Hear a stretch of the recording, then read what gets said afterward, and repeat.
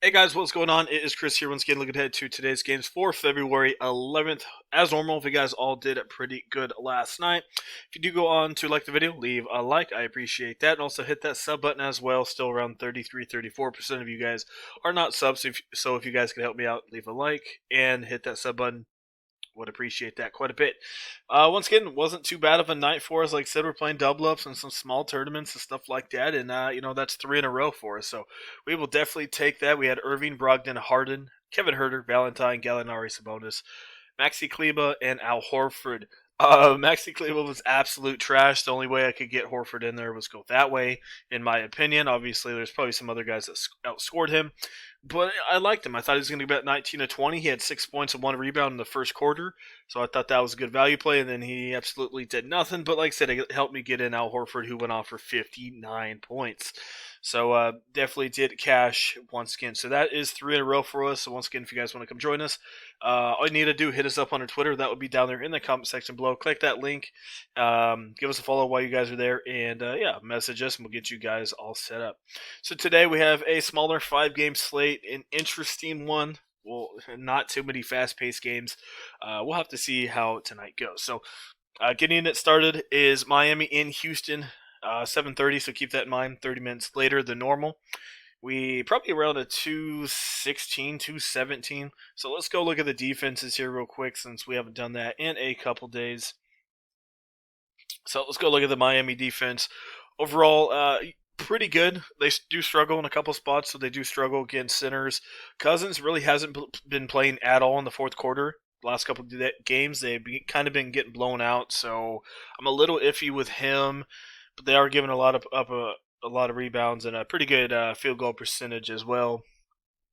Shooting guards, they're not good against them. Like I said, I'm not sure exactly who. My bad. Um, Jimmy Butler's going to be on. He might be on Victor Oladipo, but either way, I don't really want too much of him.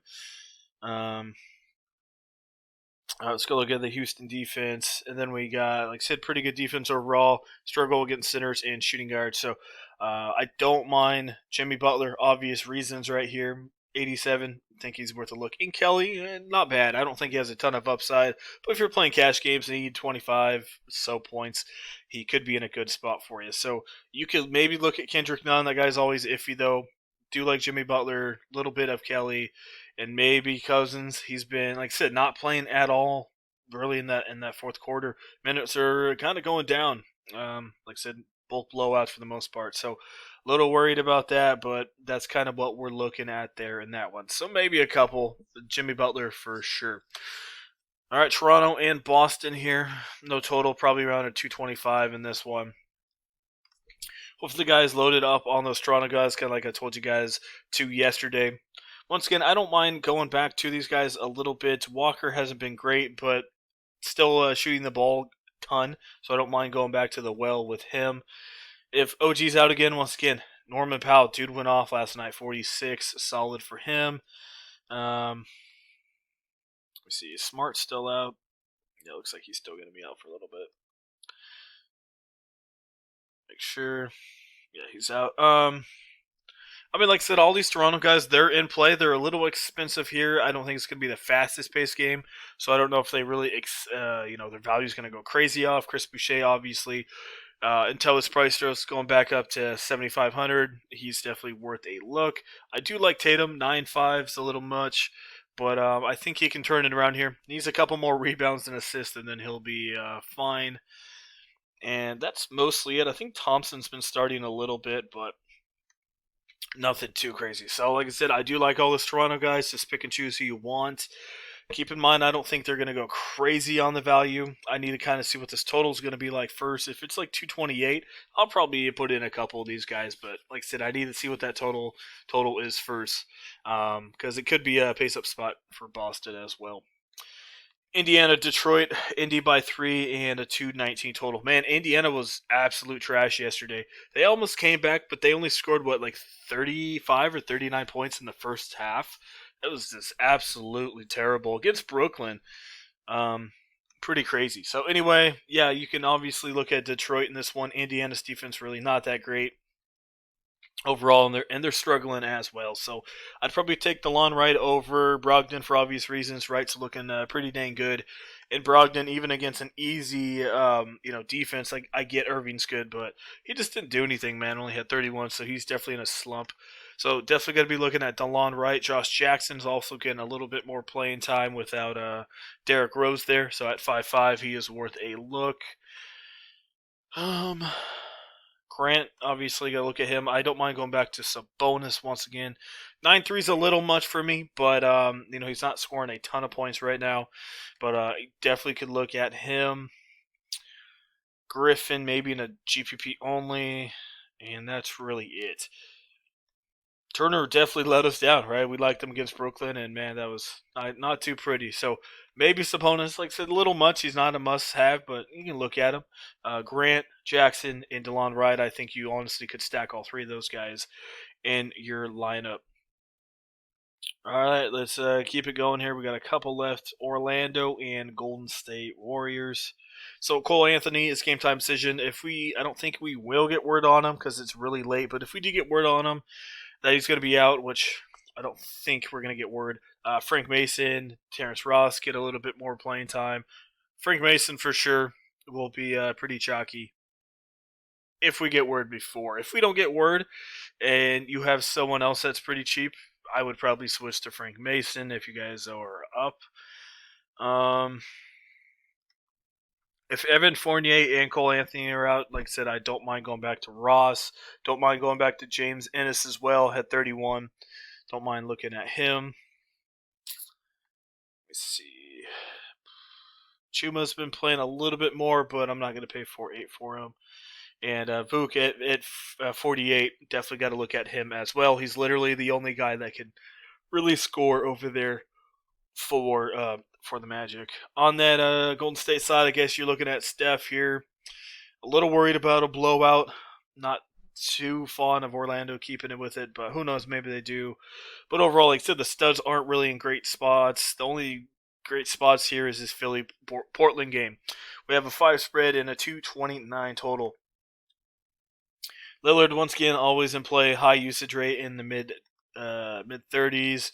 Simmons could be worth a look. Obviously, we would take Lillard instead. Let's see, Gary Trent, cash game play. Let me go look. Is Curry playing? Let me go look here. Not sure if he's probable. Okay, so he's probable. Yeah, if Curry gets the start, I mean, shoot, you can put him in there. Pretty solid the last 2 games here. And facing his old team plus fast-paced game here. We saw 2 fast-paced games against Brooklyn and Sacramento, and he did pretty good in both of those. So another fast-paced game here. Again, against Portland, he only had 12 minutes. I think he got hurt that game. But he had a couple bad ones, but I definitely don't mind, going back to him. Korkmaz doesn't really do a ton here. Once again, where's Tobias? Oh, he's power forward. That's weird. You can always look at Tobias, more of a cash game play guy. Had only 29 against Portland last time out, but I don't mind going back to him. Covington's looking a little bit better. Once again, facing his whole team. Don't mind looking at him either. And then Joel Embiid at 10-8. Don't mind looking at him. So definitely got to be stacking a couple of these late game guys for sure. Cantor actually did pretty well against him last time out, had 38. Not the best matchup on paper, but if you want a little bit of a discount for a guy that could get you a 30, 35, and you can't afford Embiid, Cantor is definitely in a half-decent spot. All right, so it's going to be a little hard to build. We'll go put some pieces in here for you. I really don't mind going 3 Detroit guys. I think they might have a little bit of ownership here, but I really don't mind going to those guys. Let's go put in Enes Kanter just to save some money. Point guards, like I said, Lillard or Ben. I'm just going to go Lillard here, faster pace game. Like I said, keep an eye on that Toronto-Boston game because I think if it's like a 228, I think a couple of those guys definitely could be worth a look. Over here, if OG's out again, I guess Norman's your best bet. I don't think he's going to go crazy off, but he's probably your best bet. You could go GPP with Curry, but like I said, he's definitely pretty dang risky. So shooting yards aren't that great in the upper range. Let's see here. Definitely do like going to Jimmy, but in this build, I don't know if I can. Yeah, not going to be able to in this build. So like I said, Grant's. It's either Grant or Jimmy. It's up to you guys. Whatever you have the most money for. And small forward is not great. Um, Justin Holiday he was okay. How's Derek Jones? Is he playing again?